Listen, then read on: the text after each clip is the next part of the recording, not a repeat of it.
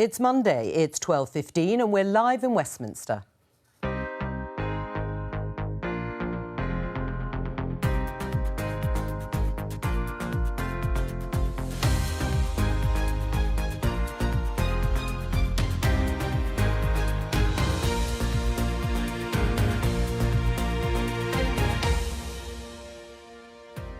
Joining me today, Chairman of the 1922 Committee of Conservative MPs, Sir Graham Brady, Shadow Social Care Minister Liz Kendall, journalist and broadcaster Nadine Batchelor-Hunt, and Daily Telegraph columnist Tim Stanley. Today, it turns out this apology wasn't enough. I was at a pretty low point in my life, and obviously I regret that massively. England cricketer Ollie Robinson is suspended for racist and sexist tweets he posted as an 18-year-old. The Culture Secretary says it's the wrong decision. Will lifting the remaining COVID restrictions on the 21st be delayed? Boris Johnson has just 7 days to decide. We're absolutely open to doing that if that's what it needs to happen. Tory backbenchers are cross about foreign aid cuts, but will they get a chance to rebel? You've just got to have a very close look at the damage that you're doing. If you are going to kill people with this, which I think is going to be the outcome in many areas, we need to reverse those immediately. Let's start with one of the stories we talked about in the headlines, and that is that England bowler Ollie Robinson has been suspended from international cricket while some of his tweets are investigated. Now, the tweets are from several years ago, nearly a decade, and as we heard a moment ago, Ollie Robinson has been suspended and apologised for them. Now, the Culture Secretary, rather unusually, Oliver Dowden, has intervened and responded. This is his Twitter feed today. Ollie Robinson's tweets were offensive and wrong. They are also a decade old and written by a teenager. The teenager is now a man and has rightly apologised. The ECB has gone over the top by suspending him and should think again. So, should Ollie Robinson have been suspended from international cricket over those historic tweets? Graham? I think probably not, Joe. And I think the fact is we need to find a way to take these things seriously, but also to accept genuine contrition. And if this young man now, but a very young man when the offensive things were published, if he's sorry, if he says that he's changed, I think we have to accept there are young people who do some silly things and say some silly things, and it mustn't stay with them and ruin their whole lives. Do you think the ECB has overstepped the mark then? Well, I just think there has to be a clear route back. And, you know, if they've suspended him now, we need to know what they're going to expect in order for that to come to a conclusion. Liz, what do you think? I take a different view from Graham, and I'm sure that there will be a route back. But look, if we want to tackle racism, misogyny, discrimination in any sport, and a governing body decides to take action around that, I think it would be, politicians would be best placed not criticising that, not just holding round tables against racism as the Culture Secretary has done, but actually when a governing body decides to take action, supporting it. Ollie's apologised himself. I'm sure there will be a route back. But if we want to stamp this out, action needs to be taken. And I think Oliver Dowden has overstepped the line himself here. What do you think, Tim? I think this is one of the most ridiculous stories I've ever heard. No one is the same person they were 10 years ago, and no one is the same person they were when they were a teenager. If he had done something which is a clear crime, where there's an injustice that needs to be accounted for, then fair enough. And if the judgment is that's what's happened, then okay. But when it comes to remarks that adolescents made, when they have been duly embarrassed by them, when they have apologised for them, when they have faced social sanction, which he will do because he'll live with this for many years to come, then society has to be able to forgive.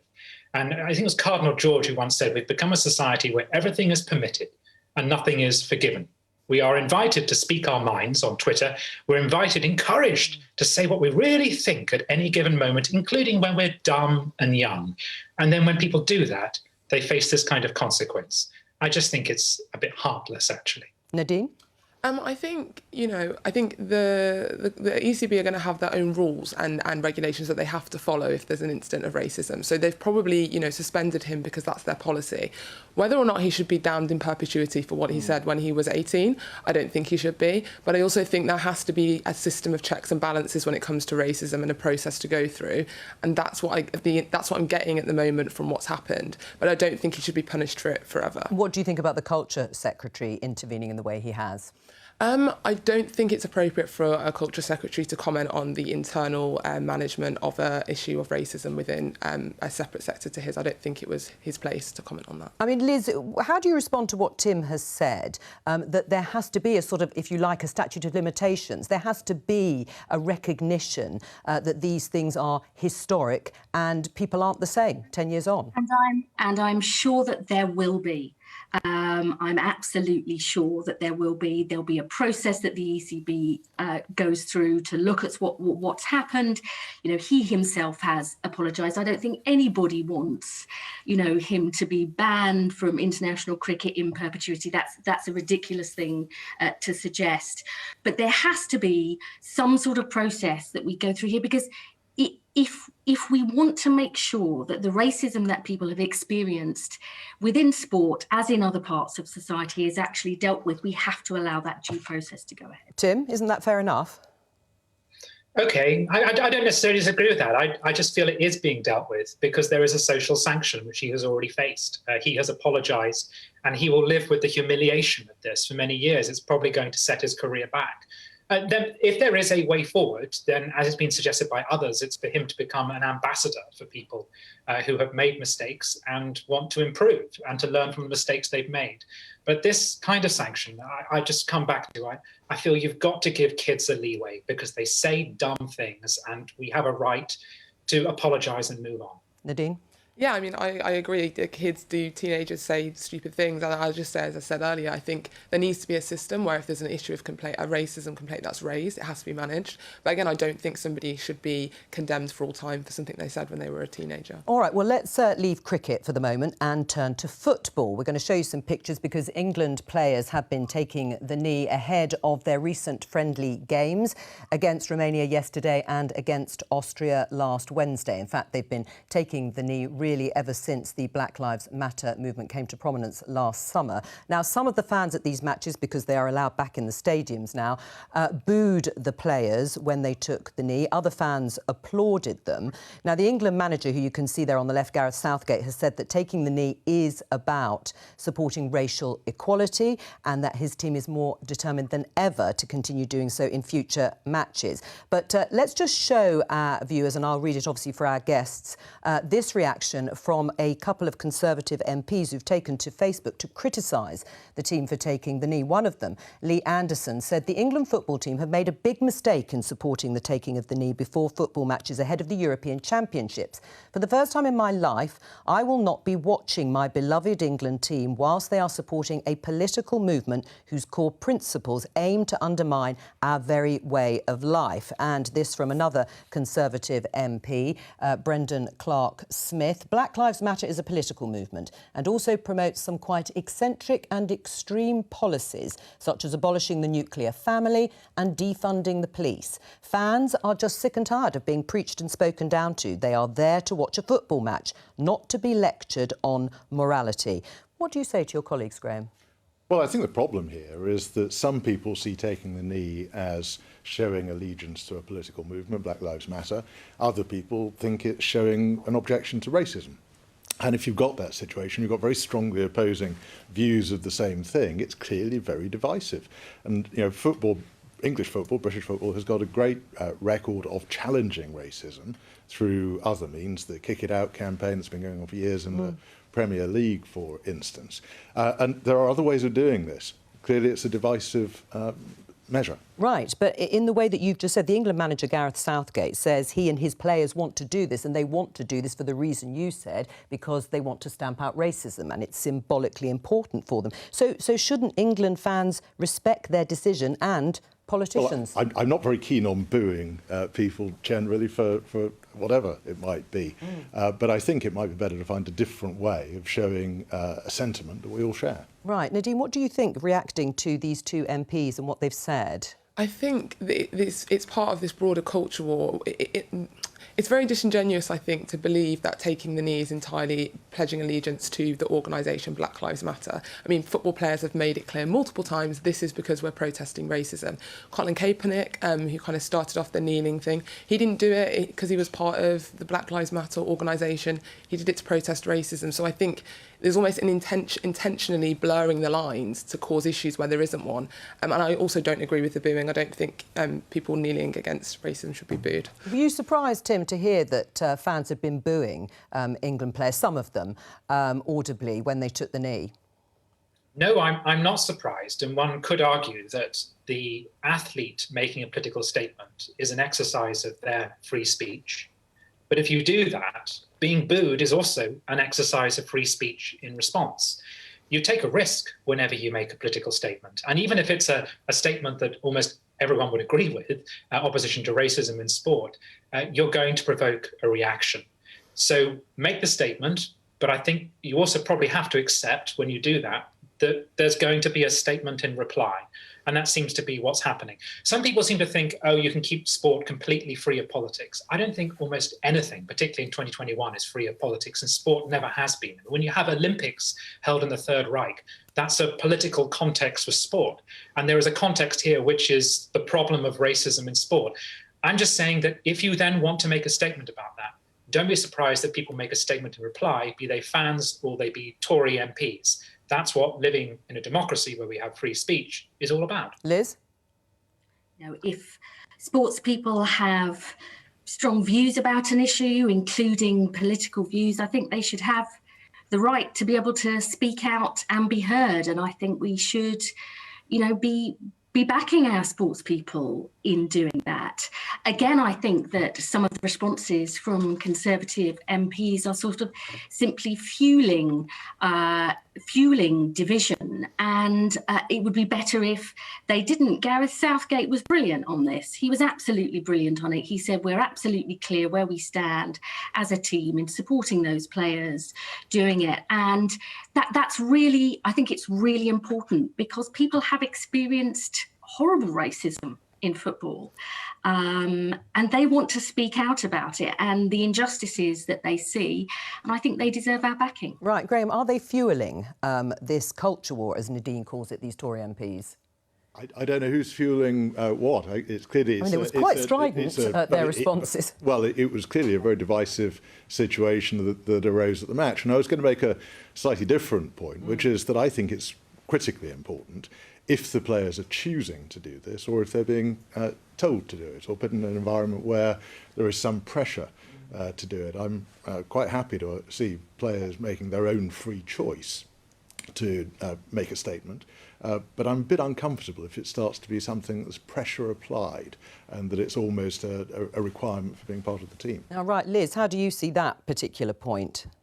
Well, I don't know where Sir Graham's evidence is that people are being pressured. I was saying I think that's a very important question. I'd like to know the answer to it. Right. I mean, Liz, is there a sense that it becomes almost tokenistic?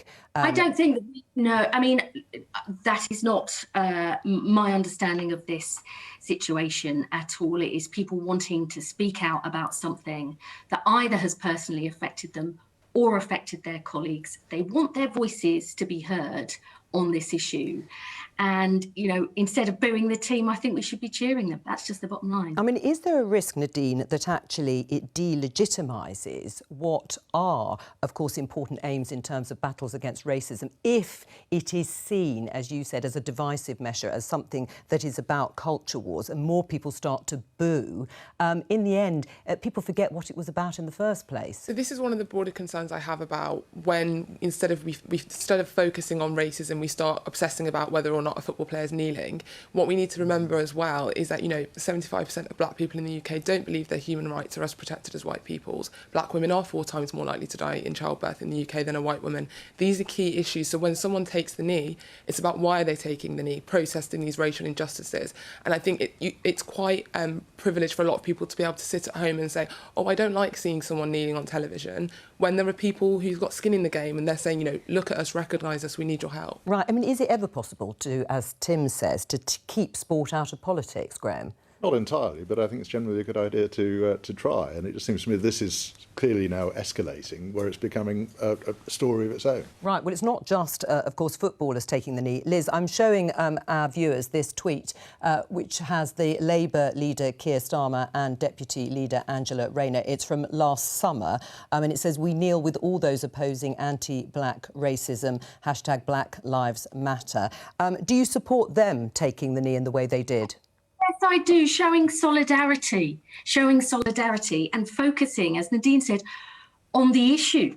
I mean, I think that there are some Conservative MPs who want to move it onto the culture wars area rather than dealing with the actual issue of the inequalities and injustices that exist in our society and that we need to change.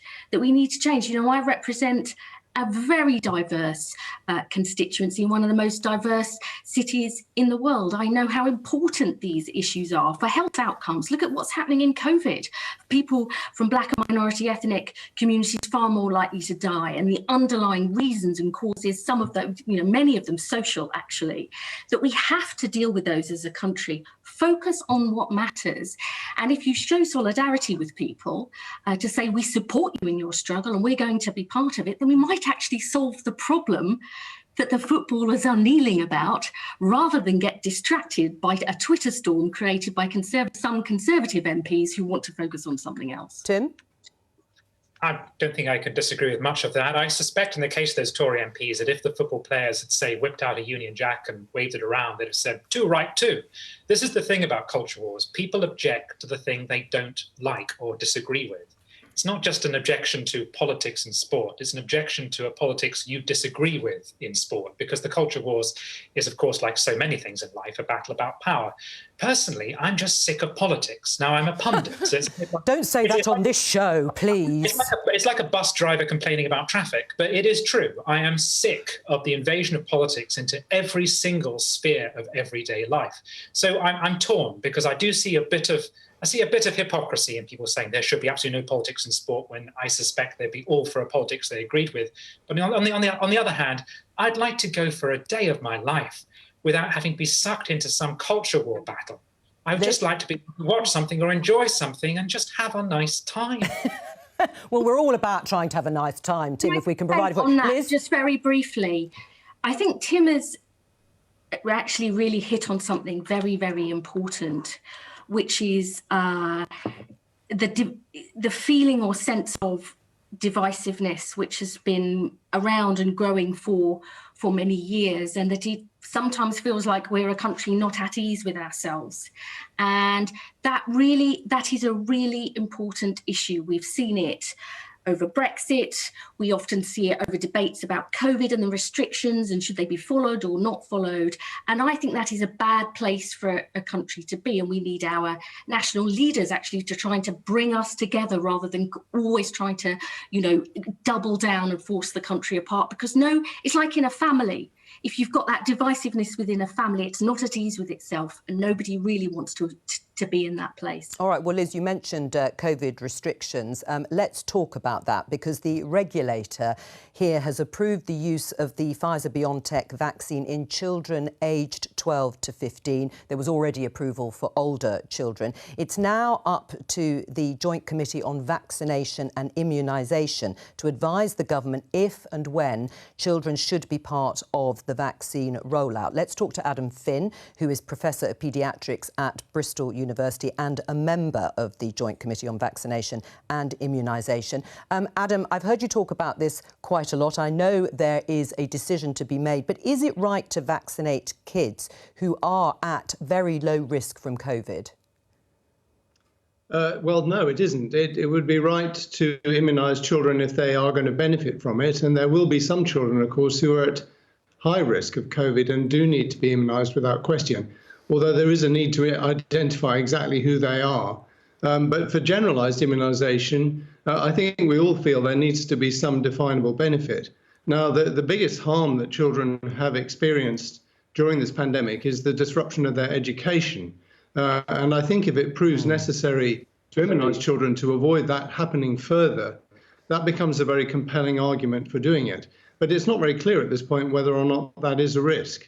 So what's going to tip the balance for you, Adam, as you think about it? Well, it'll be me and many others, but we need to see what's going to go on with the epidemiology as the adult programme moves forward and with this new variant emerging as well.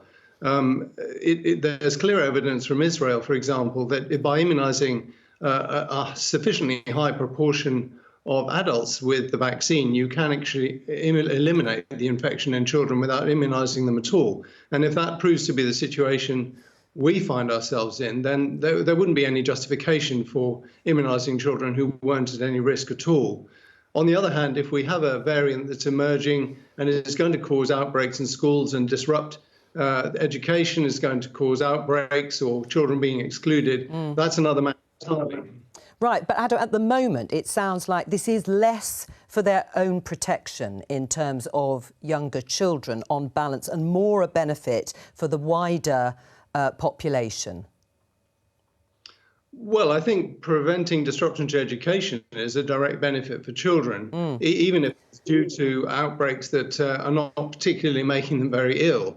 We've seen schools shut down repeatedly now, even though children haven't been getting sick in very large numbers. And certainly since they reopened around Easter time, we've not really seen the numbers of cases in children going up significantly at all. So it's an open question, but we are in a moving situation and it's very hard to nail down.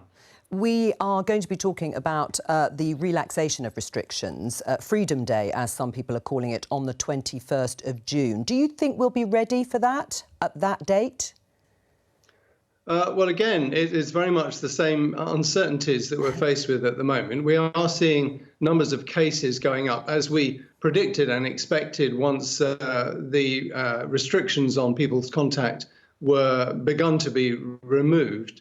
And the real question is whether they're going to go up much faster than predicted, and in particular, whether they're going to lead to significant numbers of severe cases and hospitalizations. And it's really a bit too soon to say with any confidence. The trends are quite concerning, but they are still relatively small numbers. Adam Finn, thank you very much. Graham, let's go back to this question about vaccinating children. Should we be doing it? I'm very uneasy about it. I thought Professor Finn put the dilemma very well, and the question of whether you're talking about the whole population of children or just children who are particularly vulnerable, I think, is a key one. I'm very uneasy at the idea that you might give a vaccine to a child, not for the benefit of the child itself, and knowing that there is some risk associated with the vaccine. We know the risks are quite small, or they appear to be, but we do know there's been some problems with blood clotting from the AstraZeneca. We know there's some evidence from Israel of some heart problems from young men in particular, who've had the Pfizer vaccine. I think we should go very, very carefully. Tim? I'm surprised to hear all of that, actually. I didn't realise that there was that there were so many concerns. I do know people who have said to me, I'm reluctant to have my child get it because they feel that on balance, the risks from having the vaccine and those side effects is greater than the disease itself. So these conversations are taking place, but I'm rather surprised by them. I thought there was a high degree of confidence in the vaccine, and I don't see why children shouldn't get it. Nadine?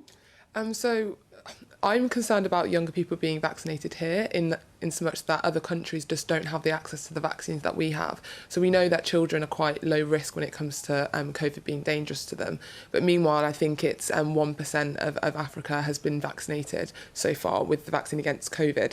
So my issue comes from, I think we should be prioritising high-risk people in countries that just don't have anywhere near the level of immunity that we have. Do you agree with that, Liz? I don't think it's an either-or. I don't think it's a choice between vaccinating, if that's what the JCVI recommends children in this country, and doing far, far more to vaccinate the rest of the world. That is not what the question is. And I think clearly it could be, Liz. I mean, are you saying that there are enough vaccinations for everyone? Obviously, it's not being proposed to provide the AstraZeneca vaccine to children above 12. We're absolutely able to do more to get the production of that up and out to other countries, because, if we don't do that, we're going to keep on seeing new variants. But let me just say this. I think the most important point that Adam said, and of course there are ethical considerations. Children do get it much more mildly than other people and can get long COVID. But for me, the absolute worst thing to have come out of this pandemic, on top of the health issues and the deaths that we've seen, is children missing out on schools. And we cannot risk our children and young people missing out on any more school. Children from the poorest backgrounds have really suffered from not being in school. And I think that is really one of the strongest arguments in favour. And I'm sure that the JCVI will look at that. Graham? Well, we'll be looking very soon at a situation where the vast majority of teachers and support staff in schools will have been vaccinated. So that should greatly lessen any risk to them. We know that the children are far less likely to get COVID. We know they're less likely to have severe symptoms.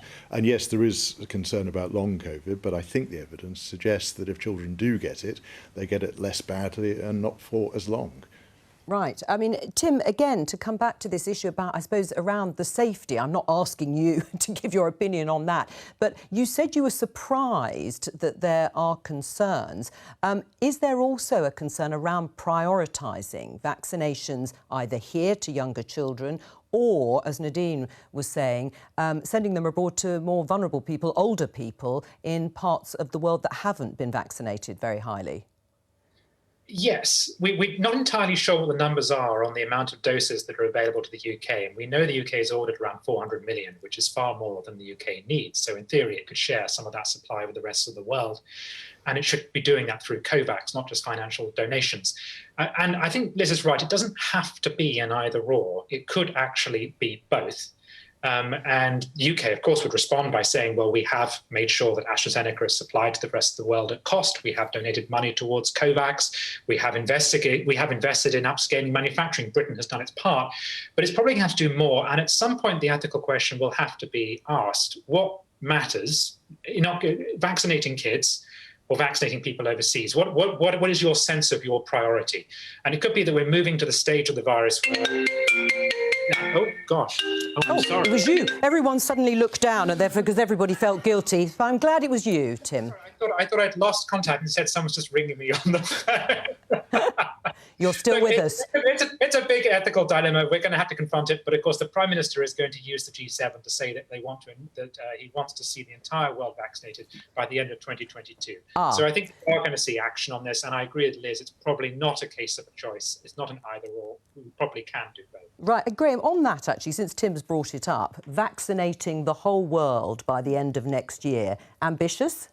It's certainly ambitious. I mean, I guess we'd have to say that... Is it possible? I don't know whether it's possible, but I would say we were very ambitious about getting the vaccine ready and available in this country. Yeah, the whole world is slightly different, though, isn't it? In fulfilling that ambition. Right. Let's be ambitious. All right, well, let me just show you. I mean, first of all, we've got this headline here in The Guardian, which is picking up on what we've been talking about, which is vaccinate vulnerable global poor before children in rich countries, so say the World Health Organization. But I want to show you a couple of graphs, because this is about the increase in cases. You can see here COVID-19 cases last month. It's been a significant increase. 7-day average is now over 4,500.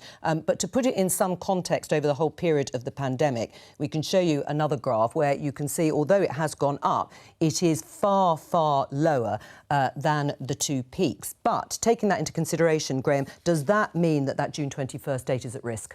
I very much hope not. I think we are in a position which is much better than any of the scenarios that were mapped out at the start of the so-called roadmap as to where we would be now. So clearly there's been an increase in the number of positive test results. There's been a small increase in the number of people going to hospital, but it's dramatically different from the picture that we had earlier in the pandemic. And clearly the vaccines are having a very important effect.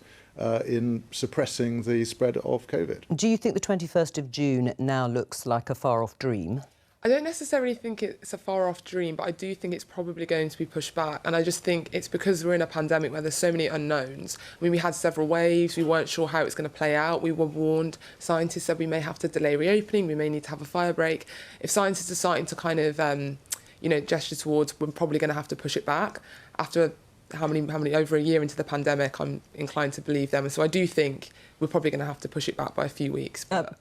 Tim, do you agree, or do you think the government is going to stick to June the 21st, despite the data here showing an increase in cases? Graham is right. The hospitalisations, according to Matt Hancock, have remained pretty flat, and those who are in hospital, most of them haven't been vaccinated, or not fully vaccinated anyway. The government is going to do its best to stick to June 21 for economic reasons, for political reasons, and also for health reasons, because it's not healthy to remain locked down for much longer. But the key question is, what is its metric? The government says its metric for whether or not to open up is not cases, it's hospitalizations. And in theory, you should be able to endure a certain rise in cases so long as they don't result in severe illness. You should be able to learn to live with that. Because after all, government has said throughout this that if at some point in the future, we will have to learn to live with COVID, that it'll be like a seasonal disease that we respond to every year, but we won't keep on shutting down. When are we going to hit that point? Well, if it is true that something like 70% of us in England have antibodies in our system, you could argue we're already reaching herd immunity, in which case there is, right now, looking at the evidence we have right now, no compelling reason not to stick to the June 21 deadline. Should it be delayed or stuck to, Liz? I mean, I'm sorry to be cliche, but it's got to be driven by the data, not the dates. But which data? I mean, because we're trying to, aren't we, distinguish between the number of cases and whether it's about hospitalisations. And it's good news that the hospitalisations haven't taken off as some might have expected, even though the infection rates are rising. Look, like Sir Graham and everybody else, I am desperate for everything to get back to as normal as possible and for the final restrictions to be moved. But we need to take a cautious approach here. We have got to do even more, I think, to encourage people to take up their second vaccines. That's a really important thing the government should be focusing on. Well, secondly, there's still, if I can say this, Joe, because it's, a city like mine, which has been virtually in lockdown the whole time, and still has, our rates aren't as high as they have been, but we've still got some fundamental things the government hasn't fixed, like extra support, financial support for people to self-isolate. People don't even want to take a test in case it's found to be positive, then they can't go to work and then they can't pay the bills.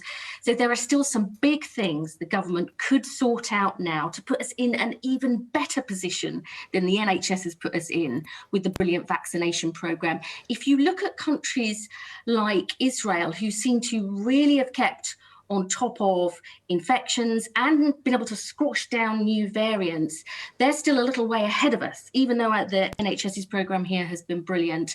And that is how they've managed to go slowly, steadily, but by boosting the double vaccination figure. And that's where the government is focusing. Graham, will you oppose any government move to extend the restrictions?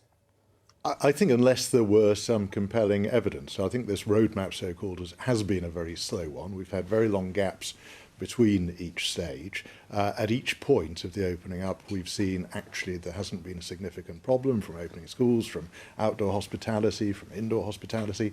We're not having a serious problem. And, I think the crucial point that was being made, I think, by Tim earlier, we do have to find a way of living with this. There will be new variants of this, which will crop up every week, every month, every year, whatever it might be.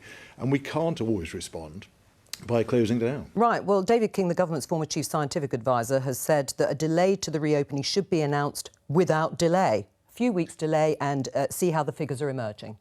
Well, as I said earlier, we are in a better place than any of the scenarios that were mapped out at the start of this process. So on that basis, we ought to be proceeding. We've got to think about the real human consequences of this. I'd say even at a relatively trivial level, perhaps, or other people might take a different view. A young woman who used to work for me has now rearranged her wedding for the third time to the 3rd of July. a 2-week extension and should be cancelling it for the third time. And there must be many, many hundreds of thousands of people in those kind of situations. Right, but is there anything you and your colleagues can do? Well, I think it's important that we give the Prime Minister the support in sticking to the roadmap that he's set out now. We try to make sure that people are conscious of the data. They're conscious that it has been better than anybody expected it to be. But you can't, so in principle, you can't actually stop a change, an extension, can you? I think there would have to be a vote at some point. I'm not sure that it would have to be a vote before the 21st of June or not. Right, because you've rebelled against government policy on lockdown and travel restrictions in the past. Is that still compatible with your role as chairman of the 1922 Committee of Backbench Tory MPs? That will be a matter for my colleagues to decide, and they'll have an opportunity in a couple of weeks' time when we have an election for that. What I would say is that I think being chairman of the 1922 Committee doesn't absolve you of having responsibility as a member of Parliament as well. We've had one of the most fundamental changes of policy driven by the pandemic. We've had fundamental freedoms taken away from people. Things like a legal ban on seeing your children or grandchildren. I think for me to have remained silent through that would have been entirely wrong. Right, well, on that, what's your reaction then to this story in the Times? I'm just showing our viewers front bench backing for Sir Graham Brady's 1922 rival. Robert Goodwill, what do you say? Well, I would say the people they cited were parliamentary private secretaries. I think I have a very good relationship with the Prime Minister and with the front bench. All right. We're going to leave it there and we're going to talk about international aid because the government is facing a possible Commons defeat. It's first, actually, after cutting spending of national income on international aid from 0.7% to 0.5% of national income. Let's have a listen to the Tory MP, David Davis. If you are a small child and you then suddenly get dirty water and you get an infection from it and you die, temporary doesn't mean much. I think in this year, what we need to look at, so limited to 1 year, as you say, but in this year I would look and say, you've just got to have a very close look at the damage that you're doing. If you are going to kill people with this, which I think is going to be the outcome in many areas, we need to reverse those immediately. Let's talk to our political correspondent, Damien Grammaticas. Damien, just tell us all exactly what's happening this afternoon. Well, both sides are waiting to see if the amendment that the rebels have want to table will be selected by the Speaker's office, and they could hear in the next hour or so. What the rebel side say is that they simply have lost patience. They say this was announced a year ago, or 6 months ago, at the end of last year, these cuts. They have given time, but they do not believe that there is a proper legal basis for this, certainly if the cuts were ongoing into next year. Those letters to charities, aid organisations are going out now. So there are development organisations, girls' education in Bangladesh having their funding they were expecting cut, things like food aid to Yemen, polio eradication cut by 95%. What the rebels say is that this has been untransparent. The overall figures haven't come out. They have lost patience. They want this amendment today. The government says that, well, these are temporary cuts brought on by pressure on public spending, and they all wait to hear whether this will go forward this afternoon. Damien, thank you. Graham, we just heard David Davis saying, their former minister, that a cut to the aid budget would kill people. Is that the way you and your constituents see it? Obviously, it's a very dramatic way of putting it. I mean, I guess that would be an argument for spending most of our GDP on foreign aid, and you could save even more lives. So, of course, these are difficult decisions, they're difficult balances, but we have got the most extraordinary situation in the public finances. Huge amount of public debt that has been accumulated over the last year or more. And I don't think it's unreasonable to say that we are going to have a temporary small reduction in what is one of the biggest aid budgets in the world still. Liz? Look, put to one side the moral questionability of cutting funding for projects that give children clean water or help young girls go to school or stop women dying in childbirth. Put that to one side.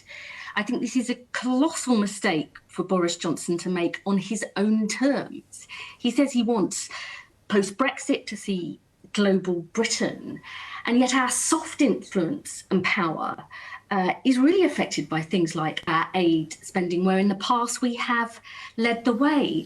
But I also think it's in our self-interest, it's in the interests of Graham Brady's constituents and my constituents that we provide funding for projects. I mean, just look at the COVID pandemic. Shows more than ever before that what happens in other countries can affect us here. So I think for both the moral reasons, but also our own self-interest and Johnson's stated goal, it's a really big mistake, and he needs to change course. Tim? Almost no one, apart from a few libertarians, are against free aid, foreign aid in principle. The question is, should a country, through thick and thin, be committed by law to spending a specific amount of its budget on foreign aid? And since 2015, we've been committed by David Cameron to spending 0.7%, which is the UN's goal. And the consequence of that, the argument against it, is that it means that you start to measure success on the basis of how much you spent rather than what the results are.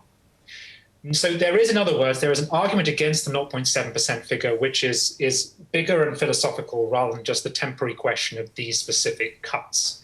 And I think that's what's being fought over here. Plus, you've got to remember that the government is going to end up cutting some things. This is regarded as the first and easiest of the cuts to make because it's overwhelmingly popular with the public. There was a poll from last year that found that 92% of Conservative supporters support cutting foreign aid. So they thought this would be a very straightforward one to do, and they faced a significant rebellion and may well lose on it. What does that say about fiscal policy down the road? If the government can't even cut a program that is wildly unpopular and for which it feels it should have natural backing of its backbenchers, if it can't even cut that, what in the future can it cut to balance the books? So so this isn't about foreign aid. This is about the government's control over its ability to set fiscal policy. Nadine? So correct me if I'm wrong, but I think the 0.7% foreign aid was in the Conservative manifesto. So it was a manifesto pledge that Conservative voters voted for. I would also say, the reason it's a percentage of GDP, it means it shrinks if the economy shrinks and vice versa. So it's not a set amount of money. It will shrink if we're... No, it's a percentage of it. Yeah. And also just more broadly, the ethical arguments. A lot of the countries that we provide foreign aid to were former colonies or Britain benefited from during colonialism. We have a historic debt to these countries. A lot of the kind of poverty and inequality is a legacy of the exploitation that happened during empire. To pull this funding away now, particularly during a pandemic in some of the most vulnerable communities in the world when they're suffering the most, for me, I just find morally reprehensible. It was in the and is in the election manifesto. Well, an awful lot of what we've been doing over the last 15 months was not in the election manifesto. The £407 billion of additional expenditure over the last 15 months in response to COVID was not in the manifesto. So in extraordinary times, with extraordinary pressures on the public finances, I don't think it's unreasonable to make a small adjustment in the overseas aid budget. Right. Would you do that with something like the triple lock, for example, also expensive, arguably also in the manifesto? Well, that, of course, is another debate, and it's an ongoing debate. Clearly, there are pressures on the public finances, and as Tim was saying, it is going to be necessary to tighten the government's belt at some point in some way. This is one relatively small instance of it. Right. What do you say, Nadine, to the popularity, as it seems, amongst British voters? The YouGov poll in November suggesting the public is with the government on this. It was 2/3 supporting a cut to the aid budget. Are they wrong, the British public? I mean, I disagree with whoever is saying that they think we should cut foreign aid. I mean, I think that's clear from the arguments I've made. But again, irrespective of whether it's popular with the public, there were manifesto pledges made. So people did vote a manifesto in on the basis that foreign aid would be kept to. Isn't it an issue of public trust when it comes to the manifesto? I really don't think it is in this instance, in these circumstances. We've been dealing with the most unpredictable crisis, and it has meant extreme responses, which include the expenditure of a vast amount of money in supporting the domestic economy, supporting businesses, supporting jobs, all things which have had to be done in the context of the lockdowns we've had. Briefly, Liz, because we're coming to the end of the programme. I completely agree with Nadine on the moral arguments, but I think the arguments about Britain's influence in the world, not only in the countries where we spend the money, but with our international allies, America's increasing its funding on aid, so is France, so is Germany, but also our self-interest. And I think it's all a matter of how you view the world. All right, I'm going to stop you there because we're at the end of the programme. From all of us here, though, thank you very much and goodbye.